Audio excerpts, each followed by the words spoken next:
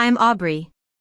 The courtroom was filled with a palpable tension, the air thick with perfume and a sense of impending drama. As I pushed open the heavy doors, my mother, seated in the front row, with her perfectly coiffed hair and soft pink painted lips, rolled her eyes at me like she already had this in the bag. But little did she know what was about to unfold. Then, the judge, Judge Thompson, looked up. His face was blank at first, just another case.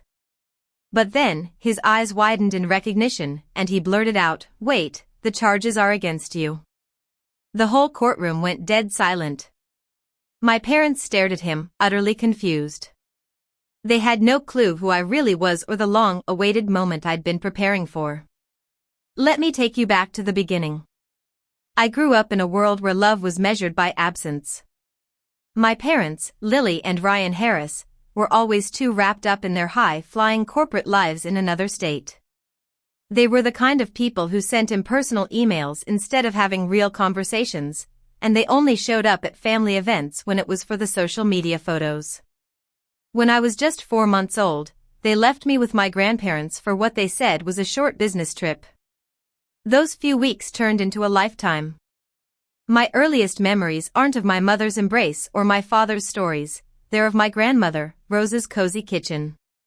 The sweet smell of freshly baked apple pie, the gentle clatter of her old-fashioned mixing bowls, and her warm laughter as I tried to help with the baking. She'd always say, "The best pies are made with love and a little bit of chaos."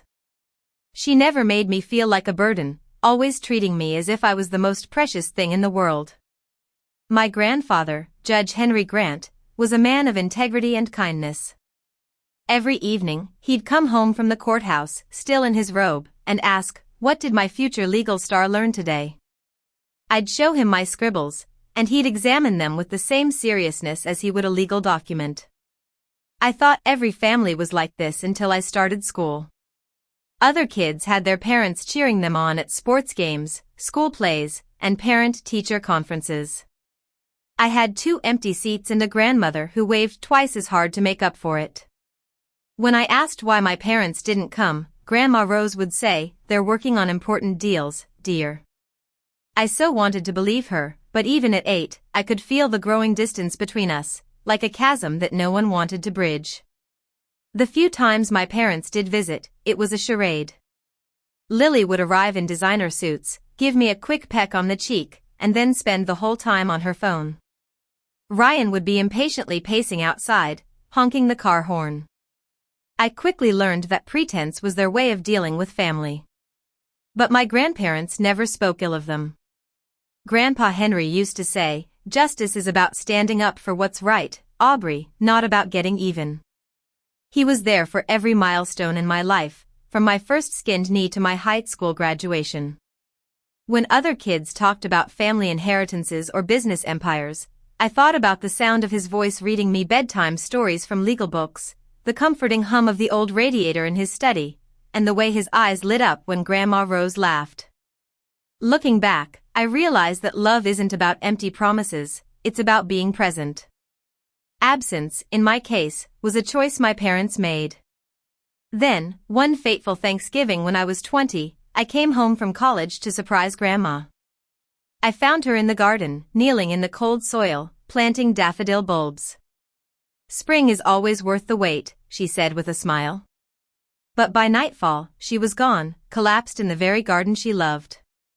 I found Grandpa sitting there hours later, holding her gardening gloves, his eyes fixed on the ground as if he hoped she'd answer his silent pleas. My parents showed up late for the funeral, left before the reception, and never called again. That was the day I stopped making excuses for them. After that, Sundays became our special time.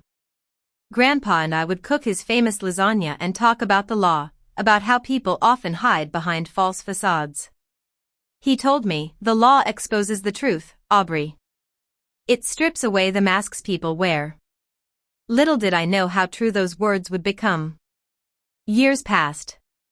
I graduated from law school and became a well-respected prosecutor. Grandpa watched my every achievement with quiet pride. My parents, on the other hand, sent a short, generic email saying, "Good job. Keep it up." That was their version of love. Then, at 90, Grandpa passed away in his sleep. The house felt so empty without him, as if the very walls missed his presence. At the reading of his will, I expected maybe a few of his old books or a family heirloom. Instead, the lawyer handed me everything: his Manhattan penthouse, his substantial savings and investments, over $4,500,000 in total, and a sealed letter addressed only to me. It said, "You earned this through your love and loyalty, not by blood." I held that letter so tightly my hands trembled. It was validation, not just of wealth, but of the love and connection I'd shared with him. But the peace didn't last long. A month later, my colleague and best friend, Ethan, called me from his office. His voice was cautious. "They filed, Aubrey." "Filed what?" I asked, confused. "Your parents. They're suing you, claiming you exerted undue influence over your grandfather." I laughed at first. They thought I'd manipulated an old man for his money? But then, a cold, hard realization hit me. That night, I drove to the penthouse and opened Grandpa's study. There, I found a folder labeled transfers. Inside were decades of records, monthly payments to my parents. Grandpa had written notes beside each transfer: "Lily asked for more, Ryan's business is failing again." Page after page, over $900,000 in total. He'd known this day might come and had prepared me for it. I sat in the dark, surrounded by these records, and whispered, "You saw them clearly, didn't you, Grandpa?" The anger that burned inside me was cold and steady. They wanted to drag me into court? Fine. They were about to meet the woman I'd become. Ethan warned me that the lawsuit would get ugly, but even he couldn't have predicted how far my parents would go. Within a week, headlines started appearing in local papers: "Granddaughter accused of manipulating retired judge." Reporters didn't know my name yet, but I could feel the whispers in the courthouse corridors. Colleagues who once respected me now avoided my gaze. One late night in my office, the only light coming from my desk lamp, I stared at the scanned legal filings on my screen. Pages of lies masquerading as grief. Aubrey Harris exerted undue influence on her aging grandfather to gain control of his estate. They'd painted me as a heartless predator. For a moment, I almost believed their version of me. That's the power of family, they can make you doubt yourself. But then, I remembered the box I'd brought from Grandpa's house. Inside were all the evidence he'd collected over the years: receipts, transfer slips, letters from my mother begging for money with empty promises. Each page was a confession, neatly organized and labeled by Grandpa. As I spread them out on the floor, my heart rate slowed, and the chaos in my chest turned into a cold determination. When Ethan came to my office the next morning, he found me sitting on the floor, surrounded by stacks of evidence. "I guess we're going to war," I said quietly. He looked at me, then at the papers, and asked, "You really want to do this?" "I don't want to," I replied, "but they do. I'm just giving them what they asked for." Over the next week, we built our case, piece by piece. We gathered witnesses, established timelines, and collected copies of every transfer. We had Grandpa's handwritten notes, his emails, and medical records proving he was of sound mind until the end. This wasn't about revenge, it was about the justice Grandpa had taught me to believe in. The nights were the hardest. A part of me, the daughter who still craved their love, hoped they'd stop, apologize, and remember that I was their child. But that hope had died long ago, somewhere between the ignored birthdays and forgotten achievements. As the trial date approached, my fear turned into a steely resolve. They wanted to face me in court, but they didn't realize they were stepping into my world. On the morning of the hearing, New York City was wrapped in a fog. The streets glistened like a sea of diamonds, and my reflection in the courthouse window was that of a stranger, not a daughter. Inside, the marble floors echoed with my every step. I could feel the eyes on me, the whispers. "That's her, the granddaughter being sued." When I entered the courtroom, the air was thick with tension. My mother sat in the front row, looking every bit the picture of innocence. She rolled her eyes at me, a gesture as old as my childhood. My father stared at the floor, as if he could disappear into it. Judge Thompson called the court to order. Their lawyer, Mr. Reed, stood up first. He had a smooth voice and theatrical gestures, the kind of lawyer who thinks charm can win any case. Your Honor, he began, this is a tragic case. A loving daughter has been unjustly cut out of her father's will by a manipulative granddaughter who took advantage of an old man's grief. He pointed at my mother, who dabbed at her eyes with a tissue. Judge Grant adored his daughter, but in his final years, he was vulnerable and isolated. My client, Mrs. Harris, was denied the chance to reconcile with her father, and his estate was wrongly diverted. I sat there, hands clasped, listening.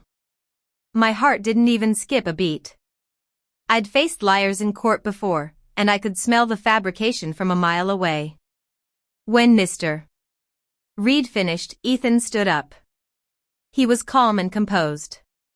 Your Honor, he said, the evidence will show that Judge Henry Grant was of sound mind and made his decisions deliberately. It will also show that the plaintiffs, Mr. and Mrs. Harris, received over $900,000 from him over 20 years while visiting him less than once a year. A murmur rippled through the courtroom, and my mother's perfect composure cracked just a bit. Mr. Reed called my mother to the stand. She adjusted her blazer and began, her voice trembling just enough to sound sincere. He was everything to me. I loved my father dearly. We talked often, but after my mother died, he withdrew from everyone. Ethan cross-examined her. Mrs. Harris, according to your father's calendar, you visited 4 times in your daughter's first year of life, Christmas, Easter, her birthday, and 1 Saturday in August. Is that correct? Her lips pressed together. I was young and busy. Ethan then showed her the folder of transfers. Your father documented each visit along with monthly payments to you and your husband. Over $900,000 in total. Can you explain why someone being manipulated would continue to make voluntary payments for 2 decades? Her voice cracked. He wanted to help. Ethan leaned in. He did help, but only financially. Emotionally and physically, you were absent. When was the last time you saw your father before his death? She was silent, looking at my father, who looked away. 3 years before he died, Ethan supplied. At his 87th birthday, you stayed for only an hour, no cake, no photos. Is that right? She swallowed hard. Yes. Ethan paused. So, the man you claim to love dearly died believing you were too busy to visit. And now you're here, claiming his fortune as yours? Mr. Reed objected, but Judge Thompson sustained Ethan's line of questioning. Then it was my father's turn. He took the stand, his hands shaking. Ethan asked him, Mr. Harris, did you attend your daughter's high school graduation? College graduation? Law school graduation? He hesitated. We were out of town. Ethan projected a photo on the screen of me in my graduation gown, with Grandpa in the front row, beaming with pride. You weren't there, but he was, Ethan said. Mr. Reed tried one last attempt. Your Honor, grief can cloud judgment. My clients loved their father. They were victims of manipulation. Judge Thompson nodded. Let's hear from the defendant. I stood up. The sound of my heels on the floor echoed like a countdown. I raised my right hand, took the oath, and sat down.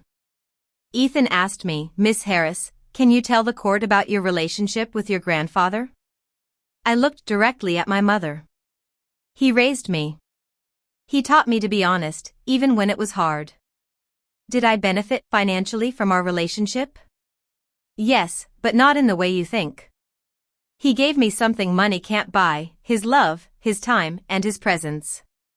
If I wanted inheritance, I could have spent my time networking instead of having dinners with an old man. But I wasn't after the money, I was after the only family I had left. The courtroom was silent. Even Mr. Reed had no comeback. Ethan handed Judge Thompson the sealed letter Grandpa had left me. The judge read it silently, his face softening. He looked up. This letter speaks volumes. The court finds that Judge Grant's will reflects his true and deliberate intentions. There is no evidence of manipulation, and the plaintiff's claim is without merit. The gavel struck. Case dismissed. Legal fees awarded to the defendant. My mother gasped, and my father slumped in his chair. As the courtroom emptied, my mother approached me, her voice trembling.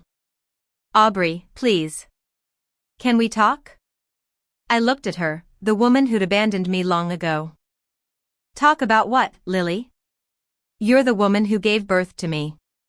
My mother was Rose Grant. Her eyes filled with tears, but I felt nothing but clarity. I turned to leave, pausing at the door.